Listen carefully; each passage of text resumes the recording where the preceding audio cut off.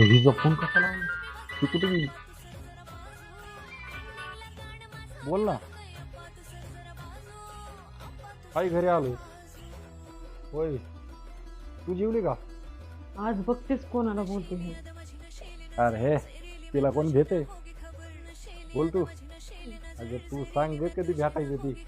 तू time काढत नाही मग हा भावा